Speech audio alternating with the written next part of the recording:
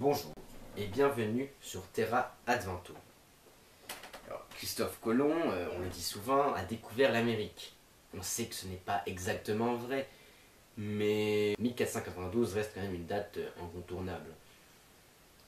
C'est pourquoi nous allons voir aujourd'hui la découverte et le début de l'exploration de l'Amérique.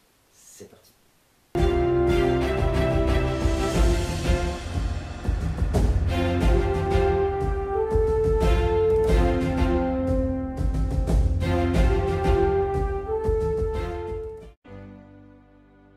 Sans parler des hommes préhistoriques qui arrivèrent en Amérique par le détroit de Bering, les premiers Européens à atteindre et donc à découvrir l'Amérique sont les Vikings de Leif Erikson, fils d'Éric le Rouge. La terre découverte est nommée Vinland et aujourd'hui connue sous le nom de Terre-Neuve. Avant Christophe Colomb, un dénommé Jean Scolvus aurait peut-être atteint l'Amérique du Nord, les côtes du Labrador, sous une expédition danoise vers le Groenland. Mais même si on sait que les Vikings, là c'est sûr, les Vikings ont atteint l'Amérique du Nord, Jean Scolvus c'est un peu moins sûr, c'est une hypothèse. Bon, sinon, en 1492, Christophe Colomb découvre les Bahamas avec San Salvador.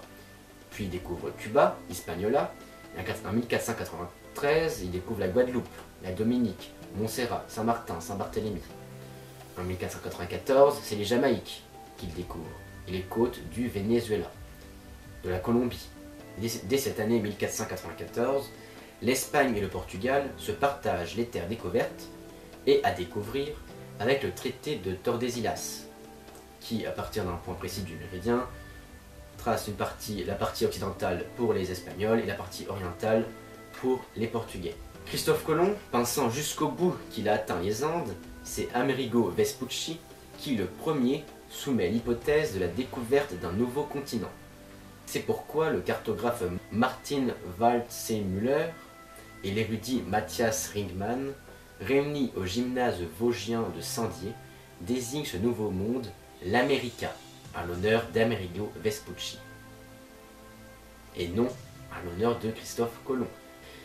Depuis Colomb, de nombreux navigateurs explorent ce nouveau monde, comme par exemple Jean Cabot en 1497, qui accoste à Terre-Neuve pour l'Angleterre, Alonso de Ojeda qui s'aventure en Amérique du Sud en 1499 et donne le nom de Venezuela à une terre qui veut dire Petite Venise. Puis Amerigo Vespucci découvre l'embouchure de l'Amazone. Pedro Alvarez Cabral découvre le Brésil pour le Portugal en 1500. En 1502, Amerigo Vespucci découvre la baie de Rio de Janeiro. En 1508, Juan Ponce de León découvre la Floride. Il devient ainsi le premier Européen dans le territoire des futurs États-Unis. En 1519, Hernán Cortés part à la conquête du Mexique. En 1520, Magellan passe le détroit de Magellan et arrive dans l'océan Pacifique. En 1524, Francisco Pizarro part à la conquête du Pérou. En 1534, Jacques Cartier explore le golfe du Saint-Laurent au Québec.